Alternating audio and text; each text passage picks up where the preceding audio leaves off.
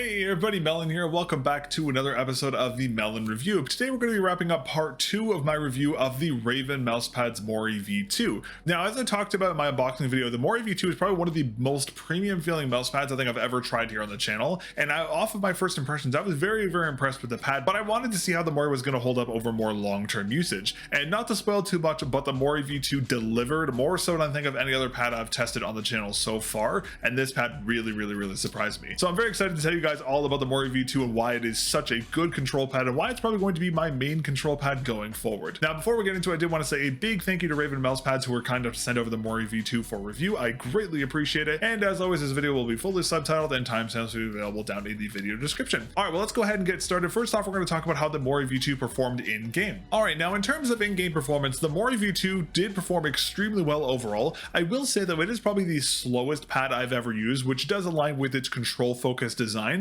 but this is much slower than a lot of the other control pads I've covered on the channel. So much so where I actually had to drop my centimeter per 360 from my usual range of around 40 to 50 centimeter to around 30 to 33 to actually play on the pad just because it was so controlled. Now, there are a lot of reasons why the Mori V2 is so controlled. I'll talk about that later, but due to this innate high control nature of the Mori V2, this mouse pad did feel best for more static aiming games like Valorant, Counter-Strike, and Rainbow Six Siege, but the pad also felt surprisingly good for more dynamic gaming games like Overwatch, Fortnite, and Bad Business due to this really consistent XY axis stitching, which is one of the big selling points of this mouse pad, but I'll talk about that a little later. Now, of course, there was a bit of a transition period for me to get accustomed to the Mori V2's highly controlled nature. I did find that using with faster skates like the X-Ray Pad J Donuts was best over control skates because it did help kind of offset the control of the pad a little more. But overall, across all the mice I tested here on the Mori V2 with all their individual skates and different weights and that kind of stuff, the pad just performed exceptionally well. It was just a really solid pad. Now, I did want to note something. In my unboxing video, I did say I was a little concerned about the thickness of the Mori V2 causing some potential issues with vertical movement on the pad. Because this pad is 4.3 millimeters thick, it's a lot thicker than other pads I've used. I thought maybe there'd be some issues with that. But despite the Mori's thicker design, I didn't have any issues with vertical movements and extra drag from my arm moving up and down across the pad. It just felt consistent the whole time, which is really awesome to see. Now, before I move on, I did also want to highlight here again just the extremely premium feel of the Mori V2. This is easily the highest quality pad I think I've ever used, and this is a pre-production sample. This isn't even a final unit, which is really impressive. But overall, even though this mousepad is a pre-production unit, this mousepad just feels extremely premium, extremely good performing as a really solid control pad. Just across the board, this is just an incredibly solid mousepad. Props to Raven Mousepads here, because again, this is only their second iteration of the Mori,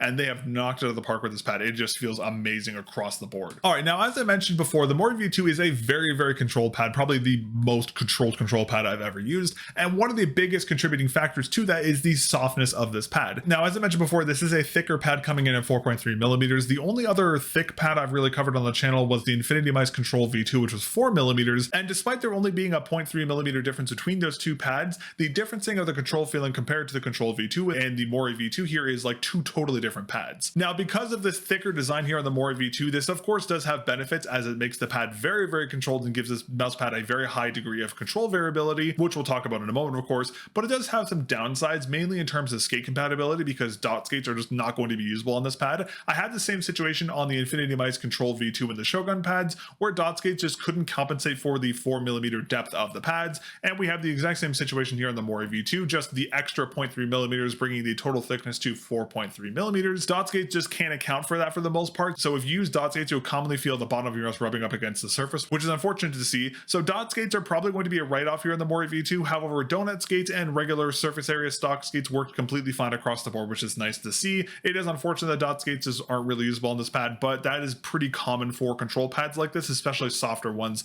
like the Mori V2. Now, one other area where the Mori V2 is very unique compared to a lot of other pads I've tried before is the surfacing here. Now, this surfacing is in an uncoated polyester surface, which does have undersurface stitching from the looks of it here under my microscope. Now, I did kind of allude to this earlier, but one of the big selling points of the Mori V2 is that this mousepad is designed for consistent X and Y axis movements. Now, a lot of the time we'll see mousepads that don't have consistent X and Y axis movements. On a lot of the mousepads on the market, they're more optimized for X axis movements and not necessarily Y axis movements. However, the stitching here and the surfacing of the Mori V2 is designed for very consistent X and Y axis performance, which is something I really appreciate because I use dot skates and I'm very sensitive to mousepads that don't have a consistent X and Y stitching. And I will say across all of the pads I've used, this is the most balanced pad I think I've ever seen in terms of consistency with the X and Y axis performance. It's actually fascinating how balanced it is compared to a lot of the other pads I've I've tried, because I was using the Mori V2 for like 3 or 4 weeks for my testing, and then I went back to another pad to go try that out just to do some testing with some other skates, and I immediately felt the difference on the y-axis compared to the x-axis on that pad.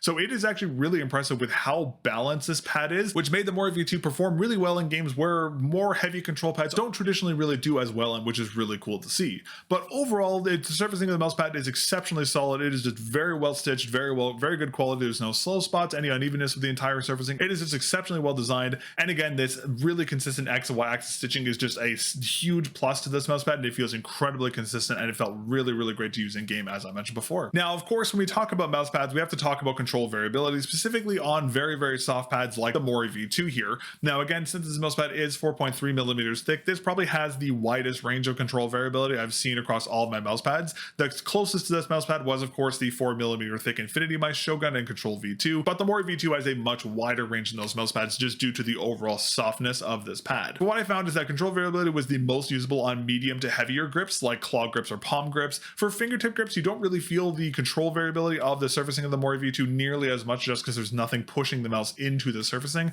But for medium to heavy grips, there's going to be a lot more of that feeling here. Maybe to almost a fault, I guess you could say, where if you have like a really heavy grip and you're using a palm grip, you could push the mouse so far into the pad where the bottom of the mouse will scrape up against the surface. I didn't have any problems with that across all my testing with different grip styles, but I did want to mention if you have a really heavy grip, you may run into problems, but that'll be very dependent on your setup. But overall, the Mori V2 does have the highest range of control variability I think I've seen on any other mouse pad in my experience so far, which is great to see, and of course does aid in the overall controlled performance here you find here on the Mori V2. Now, one other thing we have to talk about when we talk about mouse pads, specifically control mouse pads, is going to be the effects of moisture. Now, because this mouse pad is so thick, this mouse pad is very similar to the Zowie GSR2, where moisture pretty much just gets seeped into the pad pretty much immediately. It's not as fast of a drain as we've seen on the GSR2, of course, because that has a dedicated middle layer for absorbing moisture. This one doesn't have a middle layer, it's just the base and the surface layer, but because the pad is so thick, there's so much for the water to absorb down into, it doesn't really affect the surface, which does make this pad very optimized for use in a very high moisture environment. Also, because this mouse pad is using a pour-on base, it also does make the base perform a little better in a higher moisture environment. So this mouse pad is very well suited for a high moisture environment. It's going to remain consistent regardless of how much water you put on it, even with my extreme amount of water I put on the Mori V2 here. So overall, the Mori V2 is just very well designed to handle moisture in high moisture environments, which is fantastic to see. All right, now in terms of how the Mori V2 handles dust and cat hair and that kind of stuff, surprisingly, this mouse pad is actually pretty good with pad hair. Despite this being a softer surface, I thought this pad was going to be a like absolute cat hair magnet, but surprisingly, it actually doesn't really attract cat hair that much. I think over my testing period, I only had to pull like 2 cat hairs out of the surfacing, which is really impressive to see. For the most part, if there was any cat hair on the surface of the pad, I could just swipe it or pick it off, no problem. Now, where the Mori V2 will most likely have problems is going to be in terms of dust and buildup of like dead skin from your arm using it on the pad. Just because the surfacing is very thick and very soft, you will most likely have a situation similar to the Razor Strider, where eventually the surfacing of the pad will fill up with dirt and dust and that kind of stuff just over usage. But in my opinion, it'd be best to try and avoid as much dirt and dead skin going into the pad as possible, as opposed to washing it every couple of months. Alrighty, now in terms of the base, as I mentioned before, the Mori V2 is using an extra soft custom pour-on base. Now, generally speaking, I'm not the biggest fan of pour-on bases, just because a couple other pads I've used have had pretty bad implementations and kind of left a bad taste in my mouth, and I always just prefer regular rubber bases. But the base here on the Mori V2 actually changed that for me, where I actually really like the base here on the Mori V2. Now, because it is an extra soft pour-on, you don't even really need moisture to adhere to your desk. If you want to like anchor it, you can put moisture onto your desk or a little bit of water and then put the pad on top of it. I didn't find this necessary. I found the pad anchored itself completely fine without any moisture, which I was not expecting given my previous experience with pour-on, but this base implementation is very solid. I will say, of course, without water, it won't pass the 1 finger test. Of course, it will still move around if you put pressure on the side, but as long as you have your arm or your hand on top of the mouse pad or pressure just forcing the pad onto the surface it's on, it won't move at all. Over my testing with all my different grip styles, fingertip, claw, palm, everything I tested, I didn't have a single situation where the pad moved at all, which is great to see, which is an issue I had on the previous pour-on implementations on other mouse pads I've tried. So overall, the base is exceptionally solid here on the Mori V2. This has kind of changed my overall thoughts on pour-on bases, and it's kind of redeemed them in my eyes, which is nice to see. Alrighty, now I also wanted to talk about the edge stitching here on the Mori V2. Now, the edge stitching is a lot larger than what you commonly see on a lot of other mouse pads, just due to the thickness and the size of this mouse pad being 4.3 millimeters thick. Now, as I mentioned before, I did have concerns about this edge stitching causing issues with vertical movements, but as I mentioned before, there's no issues with that, which is really nice to see due to the rounded nature of the edge stitching.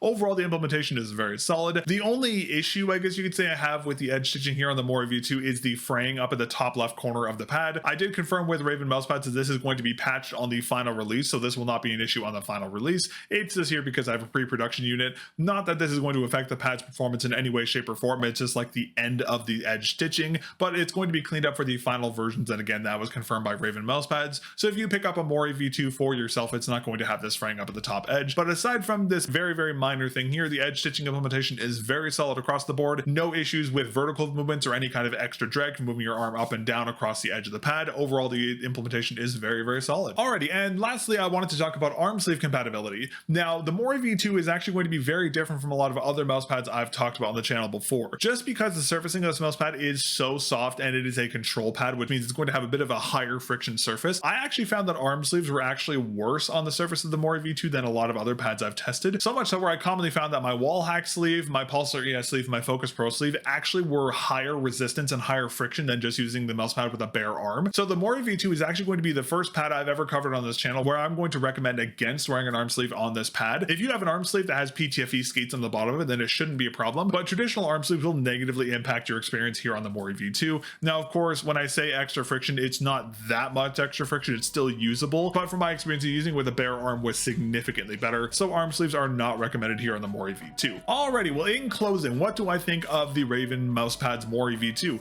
Honestly, this pad really surprised me, and as I mentioned before, this is the most controlled control pad I've ever used. A lot of the other control pads I've already covered on the channel often have a fair amount of speed to them, where the Mori V2 here is just pure control through and through, which I actually really like. I feel like nowadays a lot of mouse pads on the market are trying to be too many things at once, where like the LGG Neptune is a speed pad, but it also feels more like a hybrid pad, and a lot of other mouse pads just aren't pure focus on their one thing, where the Mori V2 is just one thing. It is focusing on being a control pad, and it's not trying to be 7 different pads in one. It is just a controlled mouse pad, and it executes that extremely well because it's so focused. And of course, that shows in how well the Mori V2 performed. Again, it is obviously more optimized for static games, but it still performed very well in dynamic games, and just overall this pad performed extremely well due to this control focused design and this really, really unique surface stitching that offers the extremely consistent X and Y axis performance, which makes this pad just feel overall very balanced and very controlled, which is I really love, and it just feels extremely solid. And without a doubt, this is going to be my main control pad for a very long time. I have a feeling it's going to be a while before I find anything else more optimized for control than this mouse pad here. But if you're in the market for a very high quality, very controlled mouse pad with great performance, I'd highly recommend check out the Mori V2. If you're interested in learning more, I will have a product page linked down in the video description for you all. It will be non-affiliate as always. But that is going to be everything for this episode of the mel0n review, focusing on the Raven Mori V2. Thank you very much again to Raven Mousepads, who were kind enough to send over the Mori V2 for review. I greatly appreciate it. I'm very, very excited to see what the future holds for Mori, and I'm very, very excited to see what their upcoming balanced mouse pad is going to be like. As those of you who've been watching the channel for a long time know, I prefer hybrid pads as my main pad type. The Focus Ambition is one of my favorite pads of all time, and having a balanced mouse pad with the same quality as we see here on the Mori V2, but maybe a little more speedy, seems right up my alley in terms of like an end game pad. So I'm very, very interested to see what the future holds for Raven Mousepads, and I'm very interested to see how their balanced pad is going to be, but that'll be a video for another time. If you enjoyed my review of the Raven Mousepads Mori V2, please consider leaving a like on the video and subscribing to the channel. If you'd like to support the channel and everything I'm doing here with reviews and the Teardown project, you can become a member here on YouTube. It's only $2 Canadian a month, and it is the best way to directly support the channel, and you get your name shouted out at the end of videos. So thank you all for your support. But that is everything for today. Thank you very much again for tuning in for another episode of the mel0n review, and I will catch you guys in the next video. Peace.